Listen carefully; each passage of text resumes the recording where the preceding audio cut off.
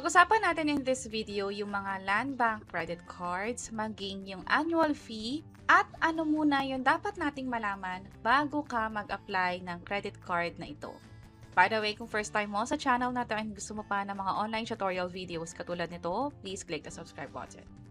Merong apat na cards na ina-offer ang land bank, yung classic, gold, corporate, at pang-government. Kadalasan ang pwede nating i-apply kung hindi naman tayo under company or yung pang-corporate or government is yung classic or yung gold credit card. Kung gusto nyo ng mas mataas na limit, kadalasan gold credit card yung pwedeng i-apply. Kung hindi nyo naman madalas magagamit yung credit card ninyo, pwede yung classic. Ngayon, malaking factor kung alin dito yung pipiliin ninyo lalo sa annual fee. Magkano ba yung dapat na ibayad para sa annual fee nga nito o yung taon-taon na matcha-charge sa atin dahil nga meron tayong card nito. Tandaan na ang credit card kadalasan talaga merong annual fee iyan. At para malaman yung annual fee, i-check natin yung mismong form ng credit card. Punta tayo dito sa mga forms and then credit card, meron ditong credit card application form. Ito yung fill upan natin kapag mag-a-apply na tayo ng credit card sa land bank. Ang una nating dapat malaman nga pala ay hindi ito na-apply online. Kailangan fill upan itong form, pwedeng i-download ito, i-print, or pwede mismo sa branch. And then, kapag meron kayong form, sa branch din siya isasubmit. Pero dapat, pag pupunta kayo doon, meron kayong 1x1 photo. Sa pinakababa, andito yung annual fee na yan.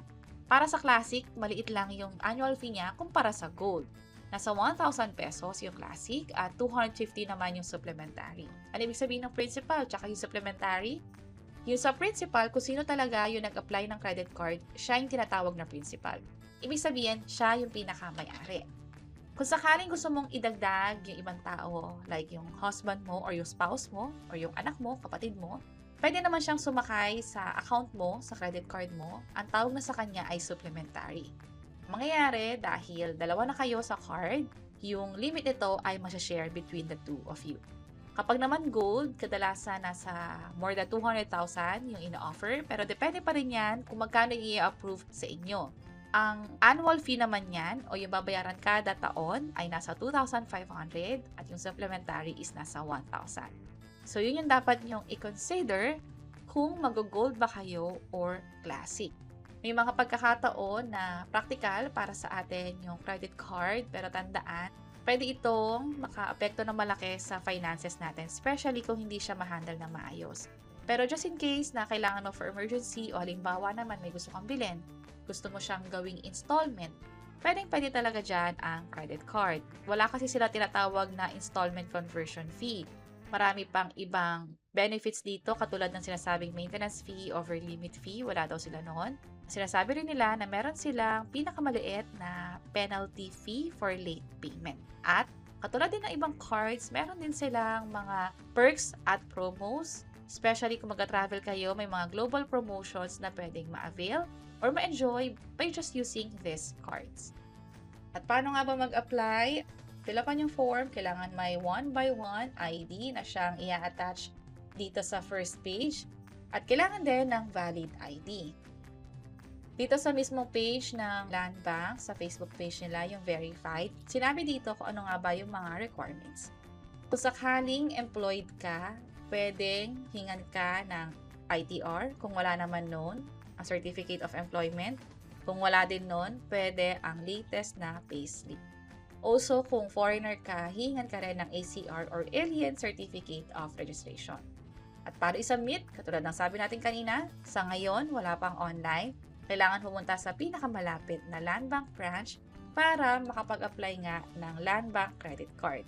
At kadalasan sa mga credit card, pinaka-factor lalo sa akin is yung pagbayad niya ng annual fee. Pero kung pwede mo namang ma-enjoy or pwede ka namang magkaroon ng card na walang annual fee, pwede mo ring i-consider. Katulad na lang nito, may mga ina-offer time to time sa Union Bank. Wala itong annual fee at pwede pa makakuha ng 2,000 pesos GCash. Pero tandaan, basahin nyo muna kung ano yung mga nakapaloob na terms doon. Baka kasi mamaya may requirement para ma-activate yung no annual fee. For this case, sa Union Bank, dapat meron kayong spend ng 20,000 pesos in 60 days or in 2 months simula nung nakuha nyo yung credit card. So, siguro pag mga ganito, kung alam nyo may bibiling kayong gamit like appliances or pwedeng umabot ng 20,000 pesos, pwede nyo i-consider to. Sayang din yung 2,000 pesos at pag na-activate nyo nga yan or na-fulfill nyo itong criteria na ito, pwede kayo makakuha ng credit card, platinum, na walang annual fee. By the way, minsan maganda rin yung platinum na card or yung mas mataas na card kahit mataas yung annual fee niya, just in case na walang promo ng no annual fee. Kasi marami itong promos or perks nga, especially sa mga airport at marami pang iba. Bukod sa Union Bank, may mga pagkakataon na nag-offer din yung ibang cards katulad na lang sa Metro Bank.